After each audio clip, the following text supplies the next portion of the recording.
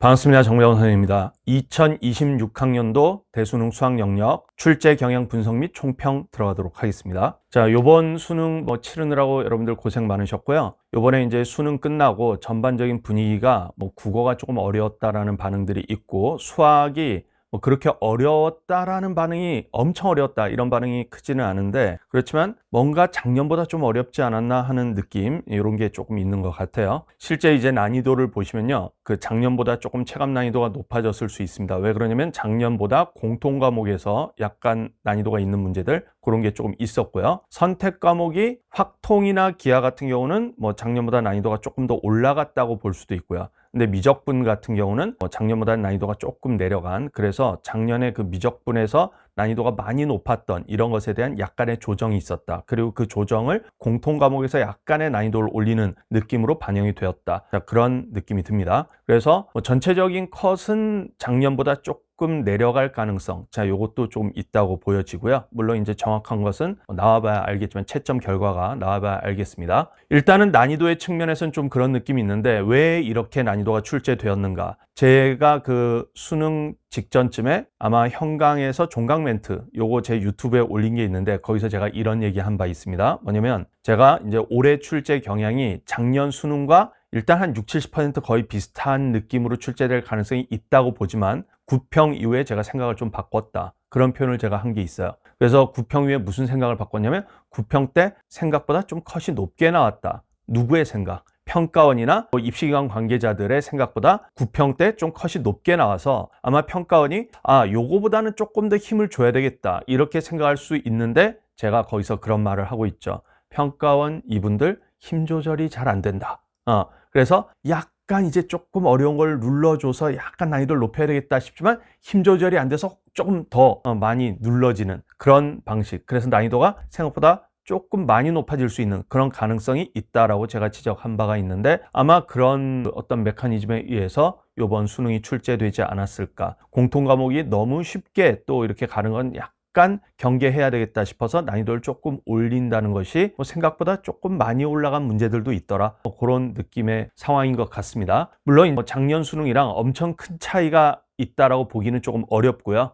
약간 난이도가 비슷한데, 아무래도 이제 학생들이 느끼기에는 공통 과목의 난이도가 조금 올라가면 난이도가 많이 올라간 것처럼 느껴지는 그런 경향이 있기 때문에, 아마 체감 난이도는 작년 수능보다는 조금 더 높게 느껴지지 않았을까, 그런 생각이 조금 듭니다. 난이도의 측면에서는 좀 그렇고요. 그 다음에 이제 출제 문항들이 어떤지를 조금 봐야 되는데, 일단은 6평, 9평 있죠. 거기서 많이 비슷하게 나온 문제들이 있어요.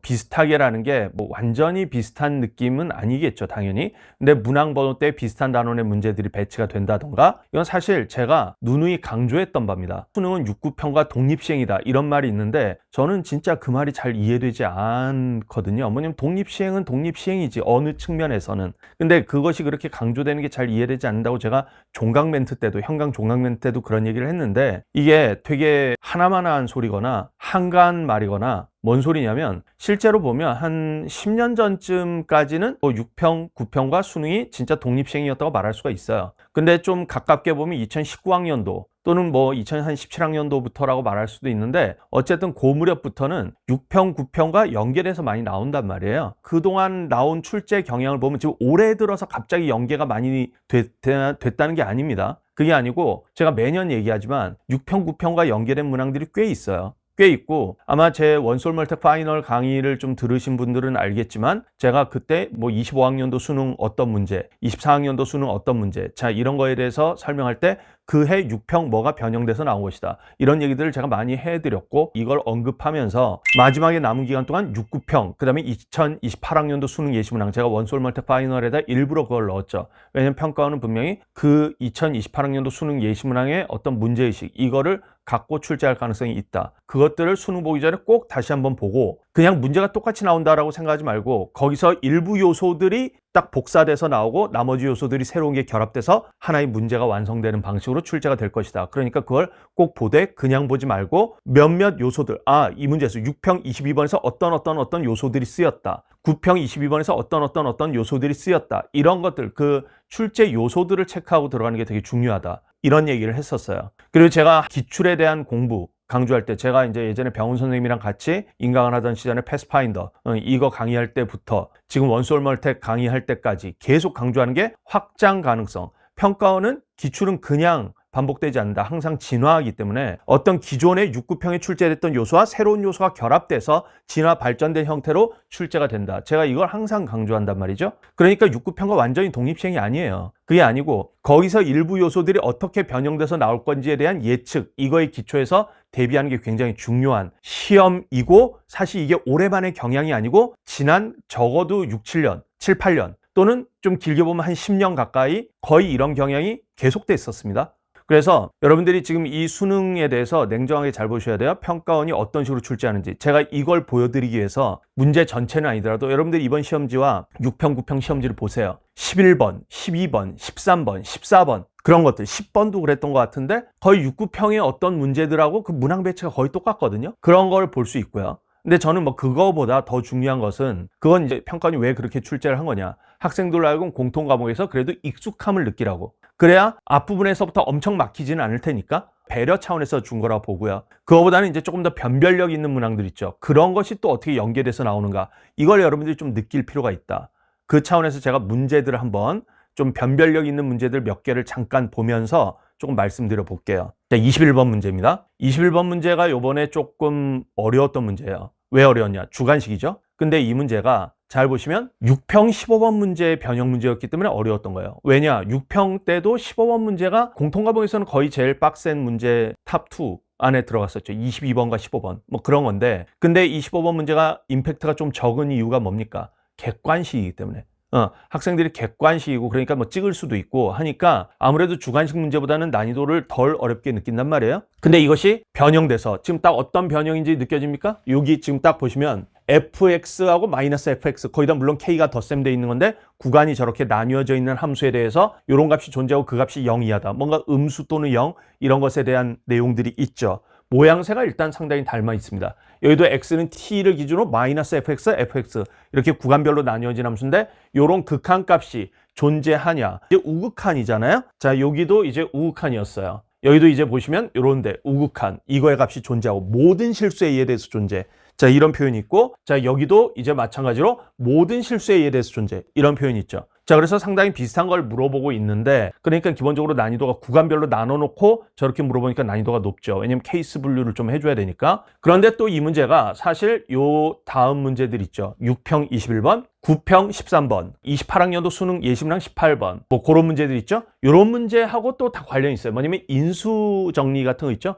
인수정리를 이용하는 문제들이 좀 있단 말이에요. 특히 요 문제 6평 21번하고 그다음에 수능 예시문항 18번. 자, 요 두 문제가 인수정리를 좀 이용하는 문제인데, 요번에 수능 문제 요걸 이제 보시면 요때만 해도 좀 인수정리를 이용하는, 6평 15번 문제는 인수정리를 이용하는 것보다는 그냥 미분계수나 접선의 기울기 약간 그런 느낌으로 보는 성격이 강하다면, 요게 21번 문제는 인수정리를 좀 사용한 뒤에 또 케이스 분류를 좀 해줘야 되는 문제로서 그런 지금까지 6평, 9평 때 출제됐던 문제들 몇 개를 결합시킨 스타일의 문제다. 자, 이렇게 볼 수 있어요. 그래서 평가원이 6평, 9평 시험지를 갖다 놓고 그것을 적당히 믹스해서 새로운 문제를 창조시키는 이런 방식으로 출제한다는 것을 알 수 있습니다. 자, 요거 이제 보시면 이번에 수능 22번 문제죠. 이 문제를 보시면 뭐하고 관련된 문제냐. 여기에 이제 로그 함수하고 지수 함수 요런 게 나와 있고, y는 x에 대해서 대칭 이동을 하는 내용이 있는데요. 자, 요 대칭 이동의 경우는 요번에 9평 22번 요거하고 관련돼 있어요.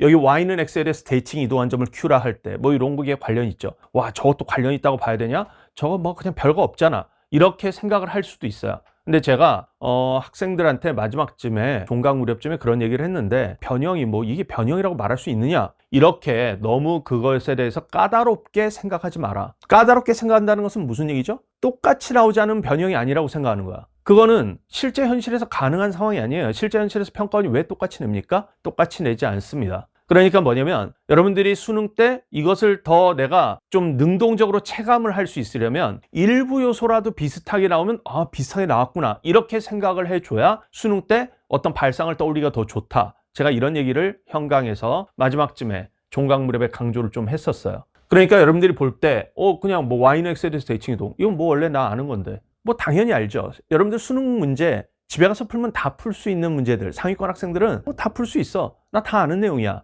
그렇죠. 그렇지만 수능 현장에서 그것을 푸냐 못 푸냐는 다른 문제란 말이에요. 그것은 바로 즉각적으로 떠올릴 수 있는가, 거기에 관심이 얼마나 강하게 있는가, 이거하고 관련돼 있기 때문에 내 생각의 방향성, 이런 게 되게 중요한 건데, 여러분들이 이런 거에 대해서 네거티브한 방향, 저거 뭐 똑같은 거 아닌 것 같아, 그런 네거티브한 방향이 아니라 조금이라도 뭔가 비슷한 요소들이 있으면 포지티브한 방향으로, 저게 어떤 점에서 비슷한 점이 있구나, 이것을 내가 흡수해야지, 이런 자세로 공부하셔야 수능 때 더 체감이 잘 된다, 이런 걸 제가 강조했단 말이죠. 그런 측면에서 보면 요거 분명히 평가원 사람들은 이것을 염두에 두고 낸 것입니다. 자, 그 다음에 여기 보시면 뭔가 로그함수, 지수함수 이렇게 나와 있는데 나중에 중점에 잡혀. 이게 또 이거하고도 약간 관련이 있어요. 여기는 물론 다 지수함수만 나와 있고, 뭐냐면 6평 22번 지수함수만 나와 있긴 해요. 그런데 이거하고 약간 관련이 있다고도 또 말할 수도 있어요. 왜 이제 그렇게 생각할 수 있냐면, 물론 이제 완전히 새로운 요소긴 하지만, 요거 그 다음에 28학년도 수능 예시문항 30번 있죠? 제가 굉장히 현강 수강생들한테 강조했고, 인강 수강생들 원소홀 멀티 파이널에서도 엄청 제가 강조했습니다. 이 문제. 분명히 평가원은 이 한 문제를 가지고 이게 6평, 9평 문제보다 먼저 나온 문제란 말이에요. 6평보다 한 달여 정도 먼저 나온 문제입니다. 이 문제를 쪼개가지고 6평, 9평에 낸 것 같다. 왜냐면 이 문제가 평행이동과 대칭이동이 다 섞여 있는 문제거든요. 바로 6평 22번. 이 문제가 평행이동을 통한 합동에 관한 문제고, 9평 22번이 대칭 이동에 관한 문제다라고 제가 원소홀 멀티 파이널에서 강조해서 설명을 했습니다. 그래서 이 한 문제가 쪼개져서 6, 9평에 나왔다. 그러면 그것이 다시 믹스돼서 나올 가능성이 있다. 그래서 이 세 문제를 굉장히 주의 있게 봐라 라고 강조했었고요. 요것은 수능 사전 대비 문항으로서 사실 적중 문항이죠. 토탈 리콜 2주차 현장에서 진행됐던 2주차 10번 문제였습니다. 그리고 제가 재종반 종강 수업 때, 수능 전주에 수업했을 때 바로 이것을 강조했어요. 종반을 올해 다시 몇 년 만에 복귀해서 했었는데, 솔직히 제 스케줄이 너무 빡센 거 아시는 분들은 아시겠지만 잠을 거의 못 자면서 제가 수업을 진행을 했습니다. 그래서 재종반 마지막 교재 어떻게 만들었냐, 잠 1시간인가 자고 새벽에 3시 반인가 막 이렇게까지 요거 교재 편집하고, 마지막 2주 정도의 수업은 정말 적중 가능성 이런 것을 좀 생각하고 심혈을 기울여서 문제를 배치했단 말이에요. 그래가지고 뭐냐면 그동안 제가 수업했던 것들, 모의고사 막 이런 데서 중요 문항들을 딱딱 뽑아서 배치를 하느라고 제가 뭐 한 새벽 한 1시 정도부터 3시 반까지 이걸 배치를 하고, 잠 1시간 반 자고 다시 일어나가지고 기숙학원 수업 가고, 그렇게 해서 제가 여기 배치했던 마지막 종강 수업 때 바로 이거, 우리 현강 단과에서는 7월 중순에 진행됐던 수업이에요. 근데 이제 재종반에서는 마지막에, 우리 현장 단과에서는 강대 K 수업 이걸 계속 진행하기 때문에 뭐 이걸 마지막에 정리해 드릴 수는 없었고, 재종반 수업 때는 그냥 마지막에 프린트로 딱 해서 10문제 딱 해서 9평에 연계된 문제들, 그걸 제가 집중적으로 배치를 했었습니다. 그 중에 하나가 이거였어요. 이게 바로 이번 수능 22번 적중 문항이거든요. 근데 이거 우리 정병훈 선생님이 6평 직후에 6평 22번 변형해서 만든 문제입니다. 딱 보시면 6평 22번 변형이라는 느낌이 들지 않아요? 여기 4의 x승 더하기 k제곱, k 곱하기 2분의 1의 둘 다 지수함수죠. 6평 22번 문제를 잠깐 보겠습니다. 여기 지수함수죠. 상당히 비슷하게 생겼어요. 근데 핵심 요소가 바뀌는데, 항상 기출은 진화하기 때문에 핵심 요소가 바뀝니다. 그래서 우리 병훈 선생님은 이게 평행이동을 통한 합동, 뭐 이런 게 이제 출제가 됐고, 그 다음에 뭐 이제 예전에 회전이동도 출제가 됐고, 그렇기 때문에 이제 나올 수 있는 것은 확대 축소에 관한 그런 내용이 나올 가능성이 있다. 미래를 내다보고 출제한 거죠. 그래서 여기 잘 보시면 하나는 밑이 2분의 1인데 하나는 4, 뭔가 2승 제곱이 되는 거하고 관련돼 있잖아요. 그렇기 때문에, 그 다음에 여기 밑이 2인 로그 함수, 그래서 저게 제곱이 되는 상황과 관계있기 때문에 이게 2분의 1배 또는 2배 확대 축소하고 관련된 문제로 출제한 문제예요. 그리고 여기가 딱 2배 이렇게 돼 있는 확대 축소와 관련돼서 출제했던 문제인데, 딱 이번에 수능 22번에 정확하게 여기 밑이 16, 여기 4의 제곱이 16 아니겠습니까? 이거 확대 축소하고 완전히 직결된 문제거든요. 그래서 지금 제 인스타 DM으로 재종반 그 당일날 마지막 수업 들었던 친구들이 지금 DM 계속 보내고 있습니다.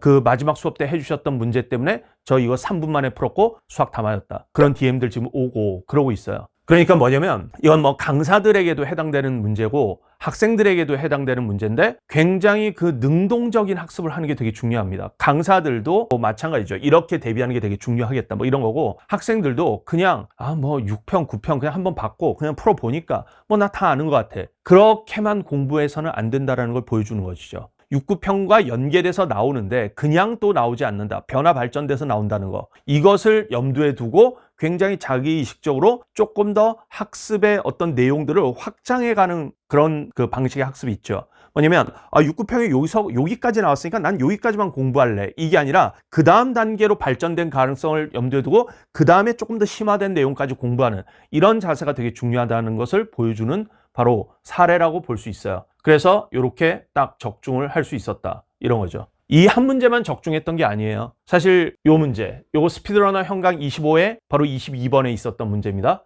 요거는 바로 28학년도 수능 예시문항 30번 문제 있죠? 그거랑 되게 비주얼이 비슷해요. 잘 보시면 요 문제 있죠. 제가 저거 현강에서 해설할 때 노골적으로 이거 변형이다. 이거 변형 노골적이다. 이렇게 얘기했어요. 다만 여기서도 변화 발전된 요소가 있다. 여기는 밑이 3, 3 이렇게 돼 있지 않습니까? 그 다음에 여기가 6분의 1, 여기 6 뭐 이렇게 돼 있으니까 뭔가 역함수 관계하고 관련이 있겠구나. Y는 X에 대한 대칭이동 이거하고 관련이 있겠구나. 이렇게 딱 다루고 있는데 근데 지금 요 문제를 보시면 여기 보시면 A 제곱 여기는 A 이렇게 돼 있지 않습니까? 그러니까 뭐가 또 제곱이 돼 있잖아요. 그러니까 Y는 X에 대한 대칭 이동과 그 다음에 거기에 대해서 다시 확대 축소가 결합된 이거로서 완전히 이번 수능 22번이랑 똑같죠. 수능 22번 문제가 정확하게 Y는 X에 대해서 대칭 이동한 후 바로 2배 확대 축소하는 그 내용이란 말이에요. 똑같이 풀고 있어요. 똑같이. 자, 그러기 때문에 이런 거 다 뭐냐. 저희 병훈 선생님뿐만이 아니라 연구진들, 우리 출제진들 다 이런 저희 제자들이 이제 좀 많이 있고 하다 보니까 기출이 변화 발전된다라는 저희의 계속된 몇 년간의 계속된 주장 이거를 출제진들도 많이 알고 있고 그걸 염두에 두고 있기 때문에 이런 방식의 출제를 할 수 있었던 것입니다. 그래서 이게 스피드러너 현강에서 진행됐고 또 이거 재종반 종강 수업 또 이거 했어요. 수능 전주 수요일 목요일 이때 수업 진행했던 내용입니다. 자, 그러니까 체감이 확실히 될 수밖에 없겠죠. 이게 왜 이럴 수 있었냐면 평가원이 어떻게 문제를 출제하는지 저 같은 경우는 그걸 읽고 있기 때문에 그래서 22학년도 수능 때 지금 우리 인강에서 엔제에 대한 바람이 굉장히 22학년도 수능 이후에 엔제 대유행의 시대다. 제가 그렇게 얘기를 했잖아요. 그래서 학생들이 엔제를 많이 푼단 말이에요. 뭐 엔제는 당연히 많이 풀어야죠. 많이 풀어야 되는데 근데 그것에 이제 좀 안 좋은 효과는 기출에 대해서 되게 무시하더라고요. 그리고 기출과 연계가 안 됐다. 22학년도 보니까 뭐 연계가 안 됐어. 사실 저는 그때도 되게 이해가 안 된 게 기출과 되게 연계 많이 됐는데 저는 그런 생각이었거든요. 근데 학생들은 체감을 못 하겠다. 이거죠. 그래서 뭐 엔제를 많이 풀겠다. 뭐 어쨌든 공부를 안 하는 것보다 많이 푸는 게 좋죠. 그렇지만 실제 평가원의 출제 흐름에 대해서 부정확한 이해에 기초한 그런 전망이었던 것이죠. 사실은. 그러니까 출제가 이런 방식으로 되고 있다는 걸 여러분들이 아셔야 됩니다. 물론 평가원이 언젠가 출제 경향을 또 바꿀 가능성도 있죠. 그렇지만 제 기억으로 정확하게 2019학년도부터는 지금까지 계속 이런 출제 경향이 지속되고 있습니다. 특히나 여러분들이 이걸 아셔야 돼요. 제가 계속 그 2년 전인가 3년 전에 그 정부에서 킬러 배제 정책 발표했을 때 있죠. 그때 제가 그거에 대해서 분석했던 글을 제 인강 공지사항에 올린 바가 있습니다. 그거 아직도 올려져 있는 것 같기도 한데 어쨌든 그 문서에서도 제가 분석을 했고 그 이후에도 제가 많은 데서 이런 말을 많이 하는데 평가원은 일단 지금 올해 들어서 제가 많이 얘기했던 바는 킬러 배제 정책에 대해서 그것이 여전히 유효한데 이게 난이도의 측면에서는 조금 어떨지는 모르겠다. 조금 난이도의 측면에서는 변화 가능성이 있다. 왜 그러냐면 난이도라는 것은 상당히 평가원이 어떤 뭐라 그래야 되나 그 직전 상황에 대한 반대 편향의 대응들이 많아서 제가 이제 종종 얘기하잖아요. 뭐냐면 물수능이 딱 나왔다. 예를 들어 1컵 100 뭐 이런 게 나왔다. 그러면 그 다음에 갑자기 평가원은 그거로부터 비판을 많이 받으니까 반대 방향으로 튀어서 불수능으로 도래한다든가 9평 때 국어가 엄청 물 이렇게 나오면 수능 때 갑자기 핵불 그래서 그거는 왔다 갔다 막 할 수 있다. 있는데 근데 어쨌든 사교육에 대한 견제 이런 차원에서 어떤 출제 경향을 어떤 식으로 낸다라고 제가 얘기한 것들이 막 있어요. 그게 이제 뭐냐면 일단은 특수 스킬로 잘 안 통하는 문제들을 많이 낸다. 전보다. 뭐 그런 것들 있죠. 교과 개념대로 따박따박 해석해서 푸는 문제들 그런 거의 비중이 좀 더 늘었다. 예전보다. 자, 그런 게 있고 그 다음에 이제 또 뭐가 있냐면 EBS나 6구평 연계를 한다라는 거예요. 사실 EBS 연계 예전부터 많이 했죠. 오히려 연계율이 줄었습니다. 예전에는 이제 70%였는데 지금 50%로 줄었는데 요즘 이제 슬슬 이제서야 EBS 연계가 많이 되는 것 같다. 전보다. 이렇게 뒤늦게 느끼는 분들이 있죠. 근데 사실 원래 평가원은 6평, 9평에 EBS 연계를 많이 해요. 수능 때 그 연계된 문항들이 6, 9평에 나왔으니까 그걸 다시 변형해서 낸단 말이죠. 그런 식으로 지난 몇 년간 계속 정책이 지속되어 왔다는 걸 아셔야 돼요. 제가 지금 얘기하는 게 뭐 EBS만 공부하고 기출만 공부하라는 뜻은 아닙니다. 그런 건 아닌데 일단은 평가원이 이렇게 출제하고 있기 때문에 기출에 대해서도 EBS에 대해서도 그냥 단순하게 무시하면 곤란하다 이거고, 당연히 근데 거기에서만 또 머물러서도 곤란하다. 왜? 기출은 진화 발전되니까. 그러니까 새로운 그거의 기초에서 만들어진 엔제나 모의고사, 그 평가원의 출제 흐름을 잘 읽고 있는 사람들이 출제한 엔제나 모의고사, 이런 것들에 대해서 굉장히 열심히 공부하셔야 되는 거예요. 그런 걸 보여주는 시험이었다. 자, 이런 것을 알 수 있습니다. 미적분 28번. 확통기한은 제가 지금 여기서 언급은 좀 안 하겠는데, 미적분 28번 요거는 제가 왜 보여드리려고 하냐면, 이거 그냥 저의 사고의 흐름을 여러분들한테 알려드리려고 하는 겁니다. 제가 현강 수업을, 제 수업을 들었던 친구들은 아마 많이 알 거예요. 제가 인강에서도 이런 코멘트를 했을 수도 있어요.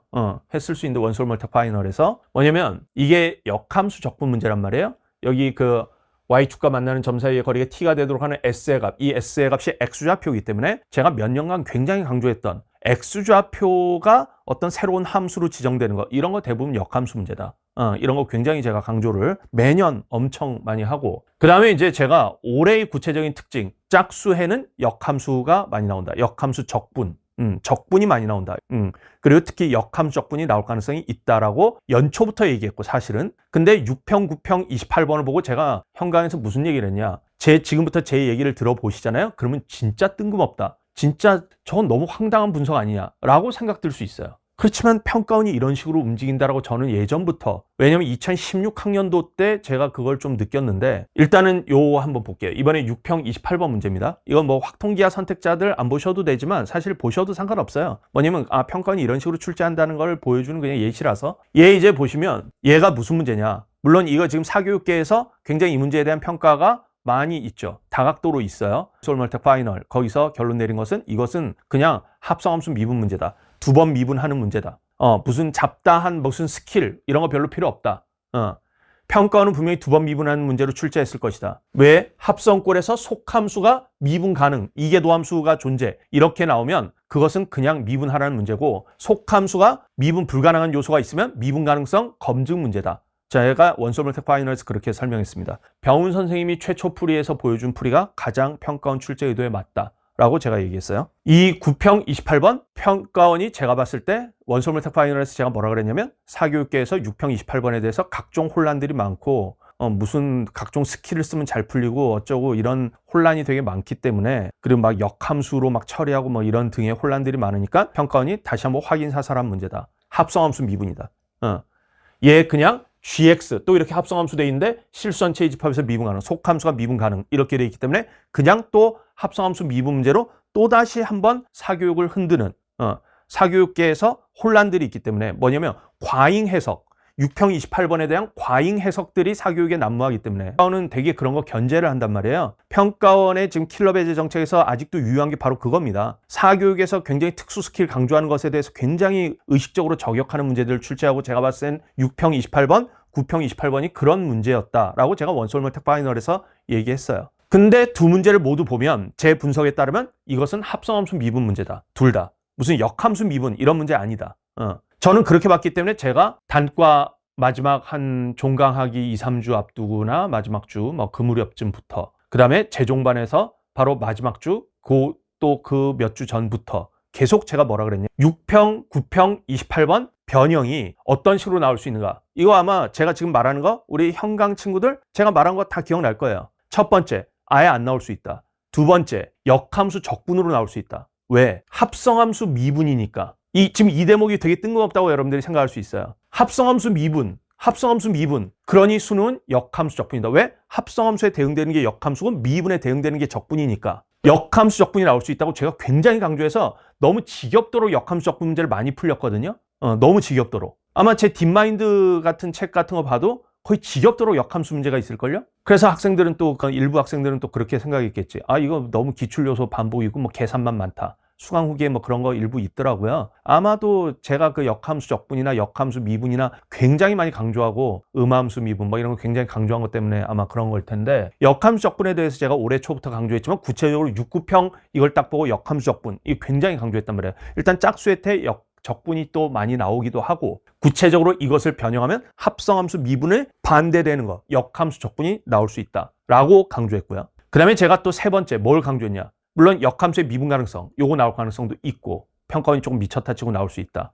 반대로 튀어서. 그 다음에 제가 또 강조했던 게 뭐냐면 이 두 문제가 모두 이계도함수 문제다. 그런데 이 두 문제에 대해서 어떤 다른 선생님들이야 뭐 이랬을 수도 있어요. 이계도함수를 그래프로 해서 막 변곡점 문제다 뭐 이렇게 봤을 수도 있지만, 저는 이 두 문제가 이계도함수 문제지만 그래프하고 관련 없는 이계도함수 문제다. 그냥 미분 두 번 해서 끌어내는 이계도함수 문제 같은 느낌의 문제다. 그러기 때문에 이거 제가 재종반에서 분명히 기억할 거예요. 학생들, 제가 뭐라 그랬냐, 그렇기 때문에 이계도함수 문제가 나올 가능성이 있는데, 나온다면 그래프로 해석하는 이계도함수 문제, 변곡점에 관한 문제, 이것이 나올 수 있다 라고 얘기했어요. 제가 봤을 때는 28번 역함수 적분 문제, 그 다음 뭐냐 30번 이게 바로 그래프로 해석하는 이계도함수하고 관련된, 이게 왜냐하면 곡선과 직선 사이의 위치관계에 관한 거기 때문에 이게 작년 수능 28번에도 살짝 있고요. 그래서 곡선과 직선의 위치관계에 관한 문제, 이계도함수와 관련돼 있죠. 변곡점이나 이계도함 이런 거하고 관련돼 있는 그래프와 관련된 이계도함수 문제, 이게 출제될 수 있다고 제가 강조했단 말이에요. 분석을 이런 식으로 하는 것입니다. 그냥 한참만 보면 안 된다는 거예요. 평가원이, 제가 왜 이거를 할 수 있었냐면 2016학년도 때 제가 EBS 연계가 어떻게 출제되는지 그 아마 미적 선택자들은 알 텐데 그 손톱 그림 있는 거 있어요. 손톱 그림. 2016학년도 9평 21번 B형. 그 문제가 있는데, 그 문제가 무슨 문제냐면 정적분원 정의된 함수의 부등식 문제예요. 근데 그 문제는 저는 딱 보고 수인지 수한인지 무슨 문제 변형 문제구나 그게 딱 느껴졌거든요. 근데 그게 뭐냐, 정적분원 정의된 함수의 방정식 문제였어. EBS에 나온 문제는. 근데 9평에는 정적분원 정의된 함수의 부등식으로 바뀌어 나오는 거야. 평가원의 변형이라는 게 이런 식이구나. 방정식이 나왔으면 변형은 부등식, 합성함수 미분, 그러니 역함수 적분일 수 있다 라고 제가 강조해서 그것에 대해서 대비를 굉장히 많이 시켰다는 거예요. 일단은 뭐 제가 대비시킨 거에 대한 자랑도 물론 있지만, 평가원이 이런 식으로 기출을 변형 발전시켜서 출제하는구나에 대해서 여러분들에게 전달하려고, 되게 뜬금없는 주장이잖아요. 황당하고, 사실 뭐 제가 무슨 평가원 관계자랑 아는 것도 아니기 때문에 대화를 나눠본 바가 없습니다. 그렇지만 저의 촉이에요, 촉.